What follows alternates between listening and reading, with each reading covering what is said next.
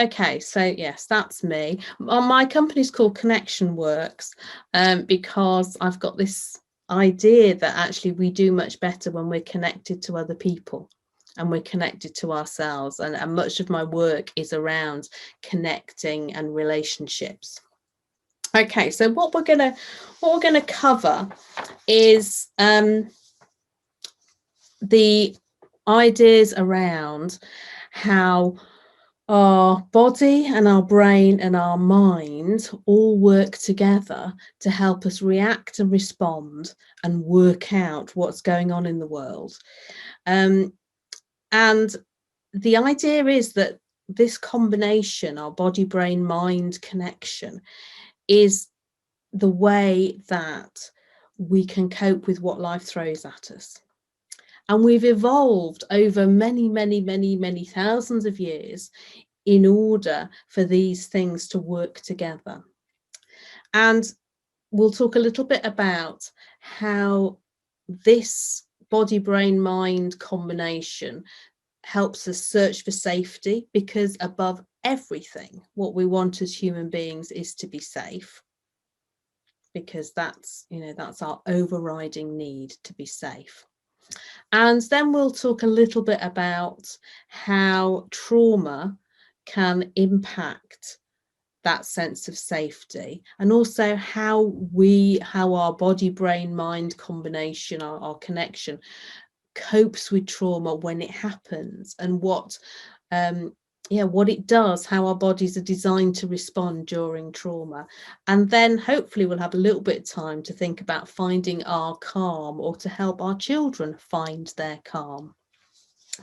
And I called it the elephant and the thinking brain, because I don't know if you've come across the psychologist Jonathan Haidt, who talks about this idea of our brains being a little bit like an elephant and a rider.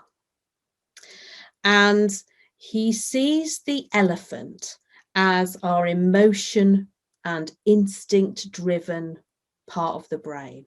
So this massive elephant who has so much power and can carry us and will move along and sort of drive what we can do.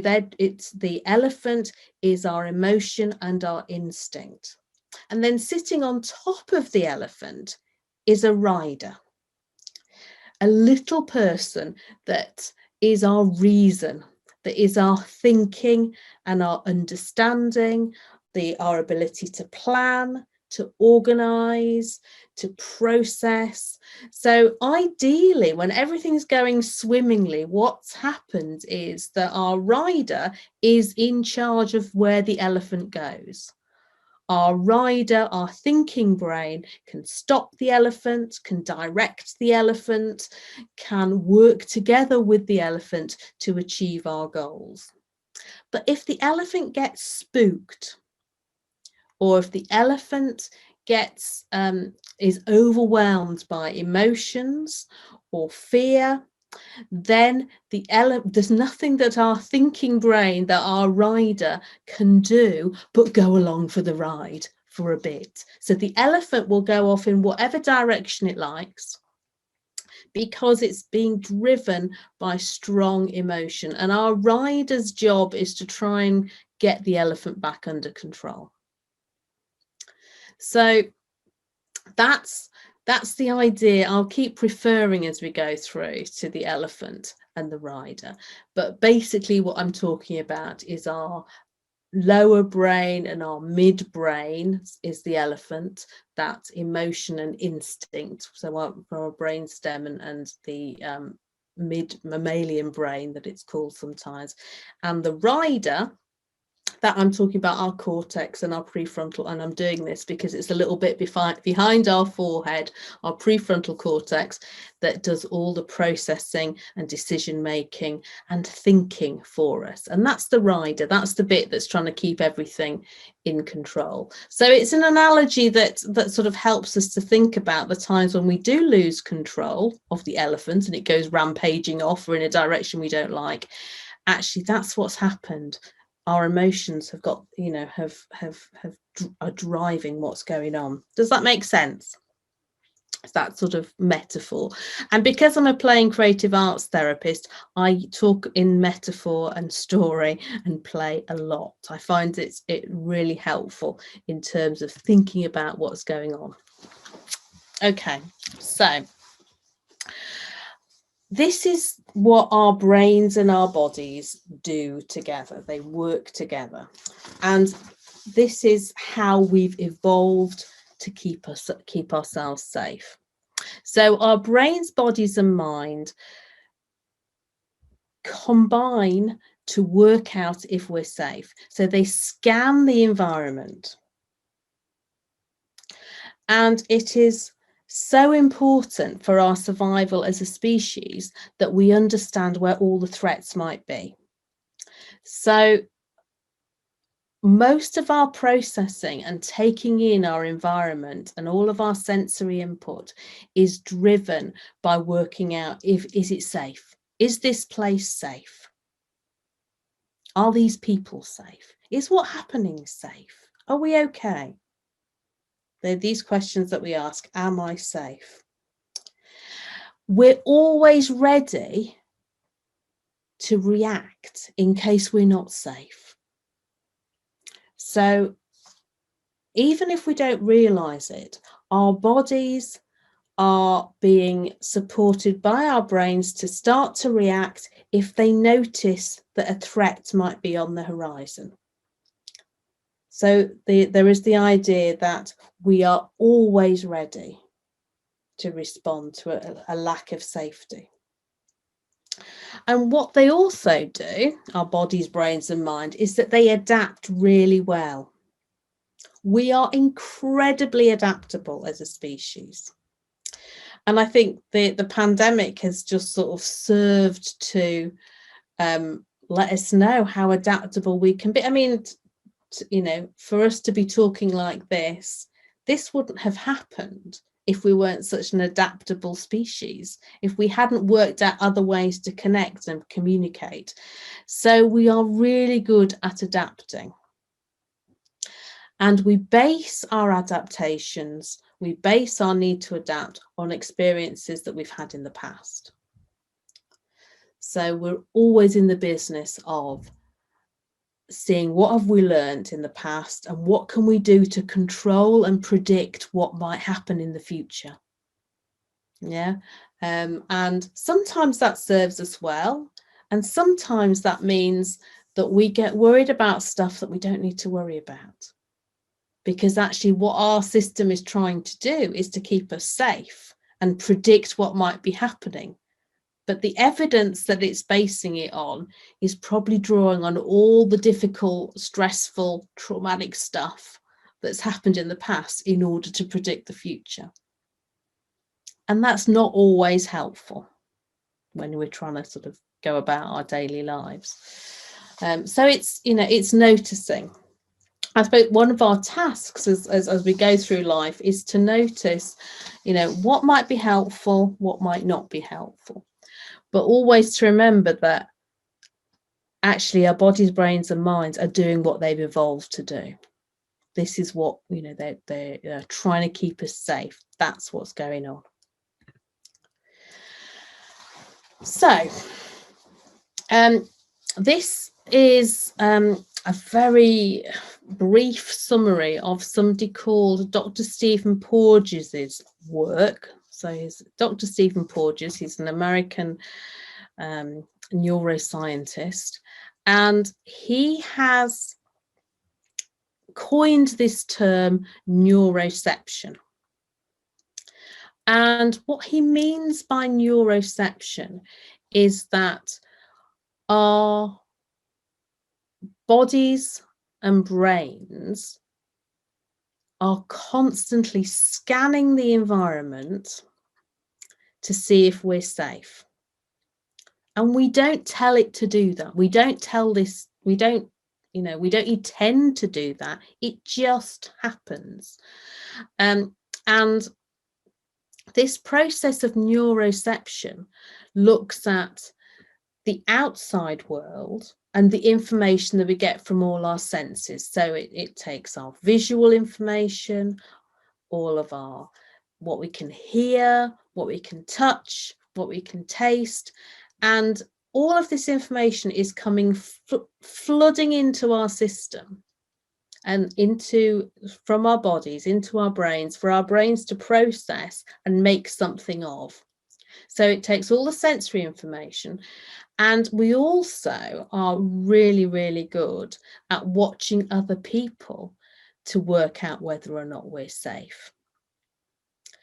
And I think we forget how good we are at tuning in to other people's body language, to their breathing rates, to their facial expressions, to how tensely they're holding themselves.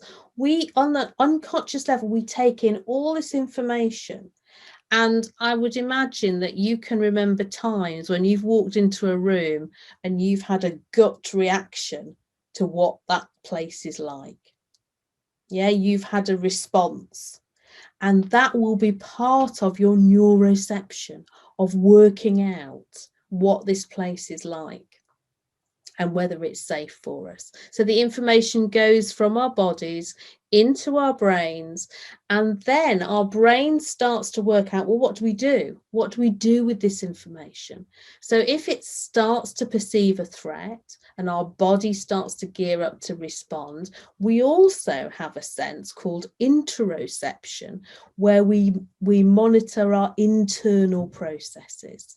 So just like we register whether or not we're feeling hungry or thirsty, we'll also register whether we feel our heart beating a little bit faster, or that's, that we sort of feel our gut going a little bit tight when we start to feel anxious.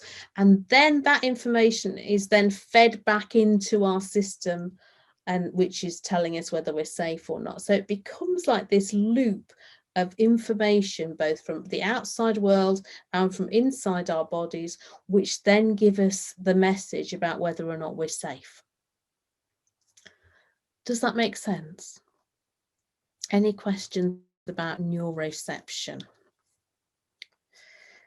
And the amazing thing is that we don't know. We don't know that we're doing this. We just know what the reactions are.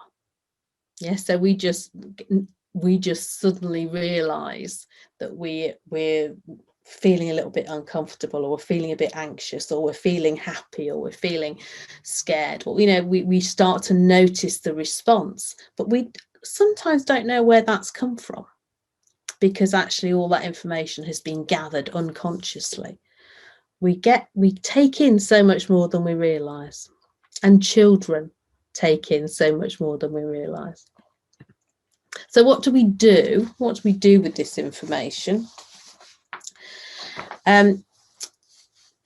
When we start to think about whether or not there is a threat, and maybe we walk in somewhere and we don't know anybody, I think we probably haven't done that for a very long time, but if you walk into a room, one of the first things you naturally do is to scan the room for a friendly face. Is there somebody that you make eye contact with? Is there somebody that smiles at you?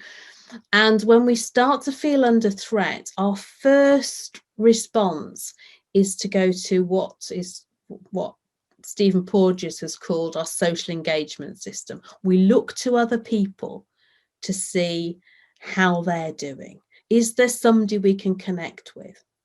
And we will do it with our friends and our family, and children will do it with their attachment figures. They will do it with their parents and people that help them feel safe. So, you probably know, young children, when they're playing, they will constantly check in and look back at you. If somebody new comes in the room, children will look up at their parent and go, is this person okay? Am I all right with that? If there's a new food, a new experience, children will check back in with their secure base. So our social engagement system is one of the main ways that we try to keep ourselves safe, because we do better in a tribe. Humans are tribal animals. We are always better in a tribe and better together. So our social engagement system is our first line of defense when we start to feel a little bit under threat. And our little elephant starts to get mobilized, you know, to think about actually what do we need to do here? If it's a big threat, if a grizzly bear is approaching, actually looking to our friend isn't going to help. What is going to help is either running away as fast as we can or fighting the grizzly bear. Who chooses to fight the grizzly bear? I don't know, but that is so we gear up for this fight or flight response, and you've probably come across that idea before. But our bodies and our brains start to produce adrenaline and cortisol to send messages to get our muscles tense, to get our blood to our legs and to our arms, to get our heart beating faster, to get our breathing working so that we've got more oxygen going around our system. We don't worry so much about digestion and thinking, particularly when we're going into fight or flight. So we don't have any sort of much energy going there. So our ability to run away very fast or to mobilize and fight is driven by the chemicals that are pumped into our system. And that's when the elephant takes over. That's when the elephant decides that we're going to fight or flight. And the rider isn't consulted at that point because that's not the priority. Thinking and working stuff out and making, is the grizzly bear dangerous? I'm not quite sure. This breed of grizzly bear looks like the statistics on this, but we don't do any of that because actually our thinking would get in the way of keeping us safe. So we go to fight or flight. And our vagus nerve, which runs from our, you might probably know some of this stuff better than me, but our vagus nerve goes from our cranium right the way through our bodies and is responsible for mobilizing our systems, for upregulating it and getting it ready to fight or flight, and for down regulating, for getting us back to calm or shutting us down completely, because the third option that we've got when we're under threat is to go to freeze. And our vagus nerve, that's why it's called the polyvagal theory, our vagus nerve is responsible for those responses that we have. So our system, not our thinking brain, the rider doesn't decide this, but our system decides whether or not we fight and flight or we go into freeze. Our best option is to play dead like a mouse would if it's being played with by a cat. Yeah, it's one of our oldest defenses, to just shut down completely and zone out and not move at all. So there are options really, and they are what happens without us deciding to do it. And if you think about our energy system that makes us get upregulated for fight or flight or downregulated for freeze and collapse, if you imagine that process is a little bit like pushing your foot on the accelerator to make a car engine rev faster. So if we need to get ready for fight and flight, we put more energy in the system and our engine revs faster and faster. Or we can slam on the brakes and come to a complete halt. And what our body, brains and mind system is constantly in the process of is balancing that accelerator and that brake. And the vagus nerve is the mechanism by which that happens throughout our bodies. So we do this sort of trying to get and the ideal place to be is our engine just ticking over. Yeah, we just want to be in a place where we're calm and our engine is just ticking over. But any sense of threat and the accelerator will start to go on, and then we have to ease off. A bit of social engagement maybe will help it ease off, and then we can start to calm down again. Does that make sense? Yeah, so we've got this whole process going on all the time that comes out by behaviour, the sort of behaviours that we show, and how we are in the world. I'm just thinking I'll just stop sharing for a minute so that I can see you. So if we've got these systems going on all the time when we are trying to regulate, and if we call it regulate, that's our trying to make sure that we are balancing the need to be energized and moving, and also our need to be calm and in the place of calm. So what we tend to see, particularly in children, is when they start to feel under threat and the accelerator is pushed down, you might see lots of anxious behaviours. Yeah, you might see children becoming more aggressive. You might see them finding it difficult to settle to anything. You might see them being very quick to respond to prompts, or to, you know, feeling a little bit unsafe. And lots of the things that we might think about as people being defiant or uncooperative, actually that might be rooted in the anxiety that comes out of that sense of threat. Yeah. Because when we start to have that thing that we're feeling a little bit unsafe, we can behave in ways that are difficult for other people to understand. Yeah, we can be more unpredictable, and we can be appear to be less cooperative and less tolerant, because actually we're operating on the edge of what we can cope with. Does that make sense? I'm just going to anybody got any questions so far? No? Okay. So if things are ticking along and we are, you know, constantly in this process of trying to balance the accelerator and the brake and manage all the information that we're getting and about threats, I think things feeling a little bit unsafe, a little bit risky, what happens when we have something really big and scary that happens to us, when we have maybe a traumatic event? So that's what I'm going to talk about now for a little while. I'm just looking at the time. Okay, not too bad. So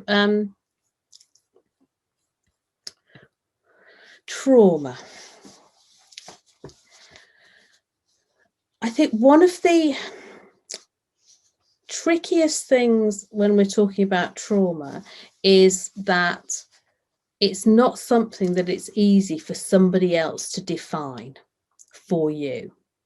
We are all individuals. So it's very hard for us to say of a particular event or a particular experience, that's traumatic. That is a trauma for that person, because actually it is our own experience that will define whether or not it is a trauma, whether it's traumatic. Trauma is when we are overwhelmed, when we have no mechanism to cope with what's going on. There's nothing we can do. We're powerless. It's that sense of something awful is happening and I can't control it. I can't do anything about it. My ability to cope is overwhelmed. And it can be a single one-off event. It can be a series of events that happen or experiences that we have. So there's there's a couple of different types of trauma. So there's an ongoing trauma that you can have experience when you're when children have repeated experiences of trauma, and it sort of becomes a chronic state for them. Or you can have an event or a couple of events that are traumatic. And I don't think there will be anybody that said, I've never had an experience like that. I've never had an experience where I felt overwhelmed momentarily or for a longer period of time, because actually it's part of what happens to us as humans. We have these things that like waves that just come crashing over us, and we don't have any control for that moment. And these are the events that we think of as traumatic. So you might be thinking, actually, yeah, no, there are times when I've felt like that, and there are times perhaps when children have felt like that, and sometimes it can mean that it needs some attention later on. Sometimes we can resolve that trauma ourselves. And a large part of it, when research has been done around trauma and recovery from trauma, a big part of it is the support that people have at the time. And so they did lots of studies after 9/11 in New York. And what they found was that there wasn't as much post-traumatic stress disorder as they thought there would be, because actually lots of people were connected. Lots of people understood and had seen the experience. So people weren't alone with their trauma. They were joined up with other people. And so much of the research that goes into how people cope with trauma talks about the importance of people feeling connected and not alone and supported. And that sense that actually we can tell the story of that trauma. The story of 9/11 has been told and understood. And when we can tell the story of the trauma, we can place it in the past. When we struggle with trauma, sometimes it can be about not being able to understand it as having happened in the past. It can feel like it's still happening. And that's the tricky part of coping with it, because actually we haven't put it in the past where it belongs. We're still with it. So Louis Cozolino is another neuroscientist and psychologist, and he talks about what happens in that body-brain-mind system when trauma occurs. So these are his neurobiological consequences of trauma. And the first thing he talks about is the fact that our executive functioning, and that's our rider of the elephant. So that's our processing, decision making,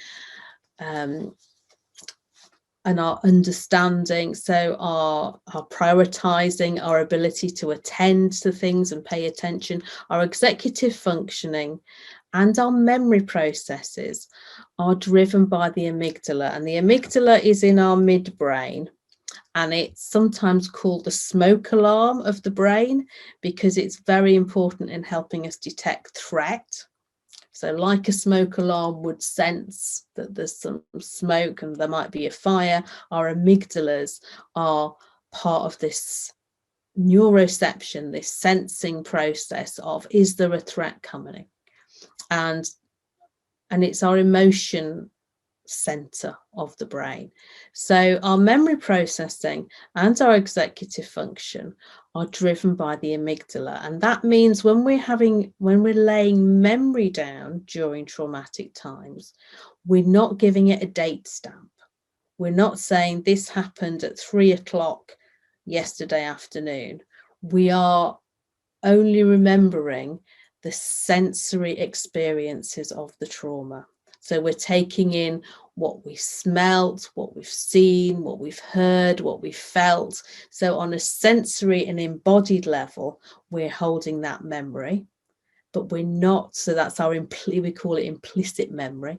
So we're holding it in a sensory sense, but we're not giving it a date stamp like we would if our rider or our executive functioning was in charge. So that's one of the things that happens. Oh, I'm doing the wrong clicking. The other thing that can happen is that our cortical functions are inhibited.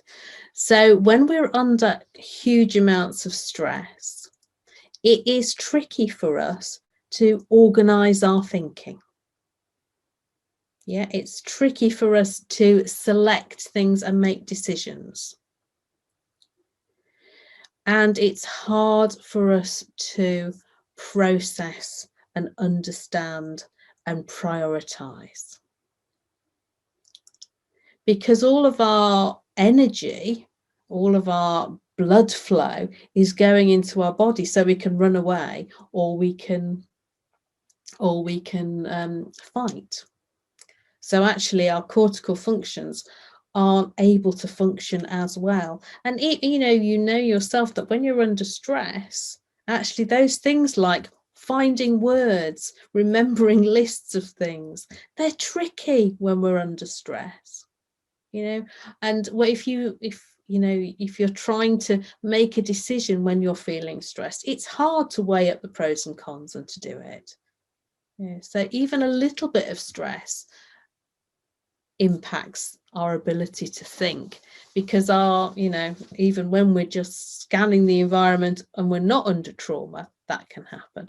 But when we're experiencing trauma, it's particularly strong. So we know that our fight and our flight and our freeze response drives our body. So the elephant is absolutely in charge, and there's nothing we can do to redirect the elephant until we've calmed down, until we're able to regulate again. When we are experiencing a lot of stress or when we're experiencing trauma, it becomes more difficult for us to use language. And I suppose we become almost wordless at times, don't we? When if we're trying to talk about things that have happened, how do we find the words? And particularly for children whose language skills and who are experiencing stress and trauma, language is not their first language. That doesn't make sense, but languages doesn't come easily to them anyway. But when they're under stress, actually the ability to find the words, find the language is even more impaired, because sometimes there are no words that can adequately describe things. And what I'm also interested in is how our ability to tell stories or to have a narrative for what's happened. So having a clear, this happened, then this happened, then this happened, helps us. But when we're experiencing trauma, that becomes more difficult. It's difficult to get that sense, partly because of the way that our memory is laid down when we're experiencing trauma, because we can't organize those thoughts and those feelings. One of the things that really helps us, and we know from what I shared about Stephen Porges, is that we go for this social brain, we go for connection, but actually when we're experiencing trauma, it becomes really difficult to connect with other people. because we find it difficult to read people, we find it difficult to tune in and to understand, because actually our system is driven by trying to keep itself safe.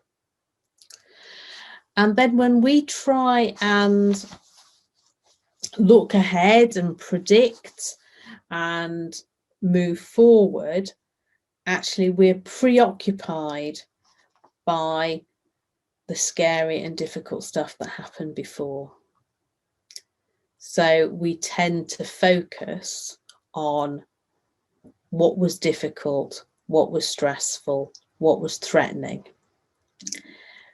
And paradoxically, what we give attention to grows. So if we give lots and lots of attention to the difficult stuff, then we see more of it. And as human beings, we are generally designed to look at the difficult stuff because that helps keep us safer. And the flip side of that is trying to focus on the positive stuff, the good stuff. That's why so many people do gratitude practices, because actually you're trying to redirect your attention to the good stuff, because if you give that more attention, then that will grow. It's so one of the things to think about is, how do we give attention to the stuff that isn't full of threat and danger? And then if there is a sort of an ongoing and a chronic threat, then what happens is that our ability to get the car motor running smoothly, this balance between the sympathetic and the parasympathetic nervous system, so our accelerator and our brake of our sort of internal engine, that becomes really much more difficult to do if we're constantly under threat. We tend to be just running on very fast and worked up. So there's some of the things that can happen neurobiologically when we're under stress and when we're having experiences of trauma. And you might notice some of that, those things that is actually exactly how we are supposed to respond. That's how we've evolved to respond. And aren't our systems amazing that they do that in order to keep us safe? So it's doing what it needs to do. And what can we do then when the elephant is running the show, when the elephant is in charge, that mid and lower brain, that instinct and emotion? What do we need when this is happening? The very first thing we might need is to help somebody else to regulate, or to get somebody else to help us to regulate. It depends whether you're thinking about supporting children or supporting yourselves, but sometimes we need other people, and children in particular will need somebody else to help them calm down. So, and that's about knowing the person that you're with. What helps people be calm? And very often, because we're dealing with the lower and the midbrain, it's those sensory and physical responses which can be the most powerful.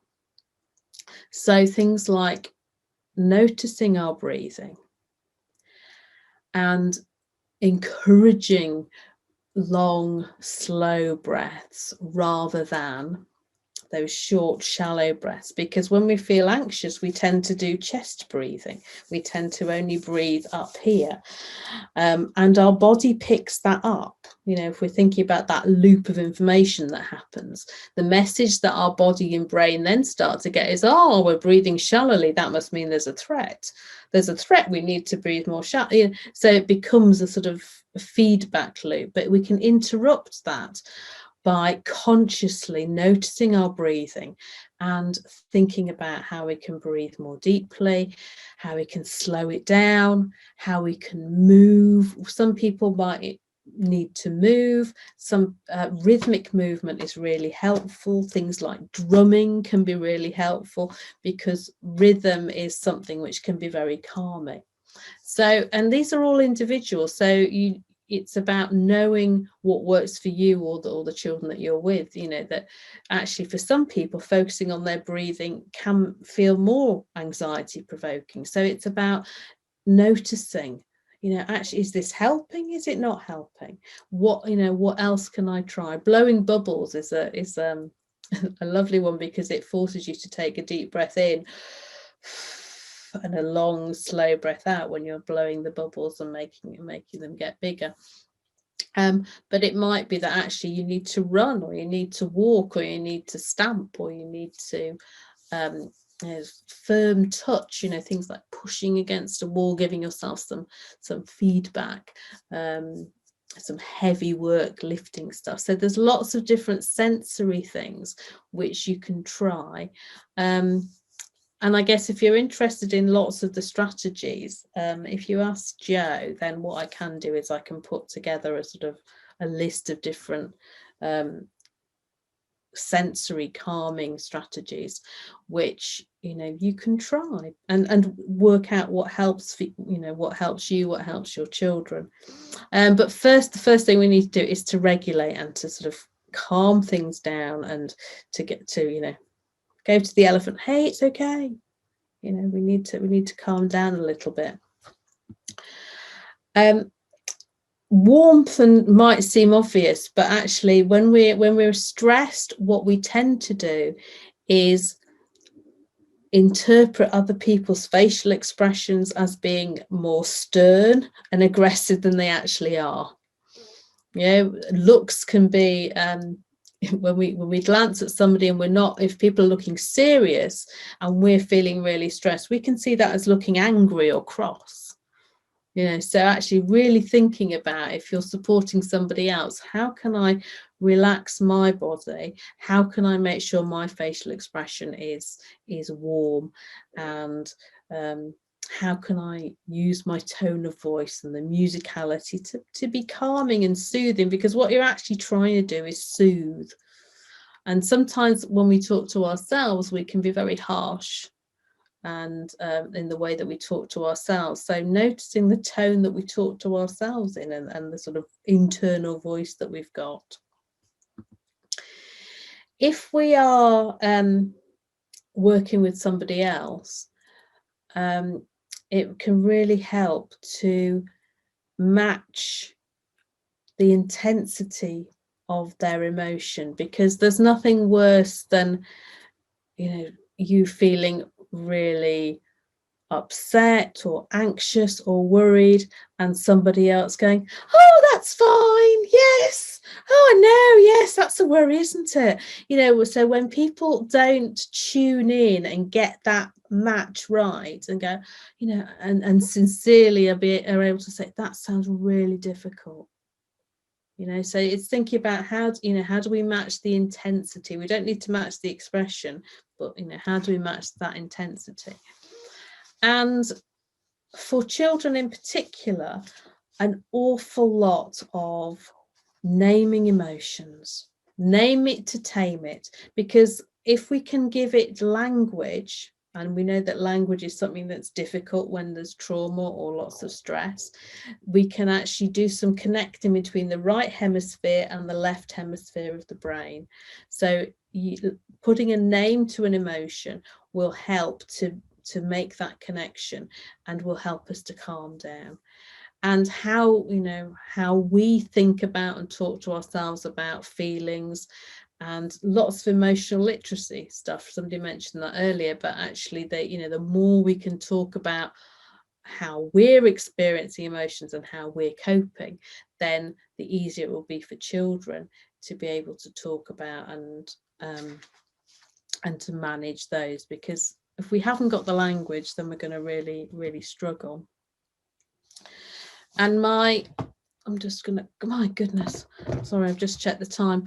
My biggest recipe is play, for adults as well as for children, because play does all these things for us. Helps us with survival, helps us with feeling safe, it helps us to practice regulating, it helps us to relieve stress because it takes us out of the moment.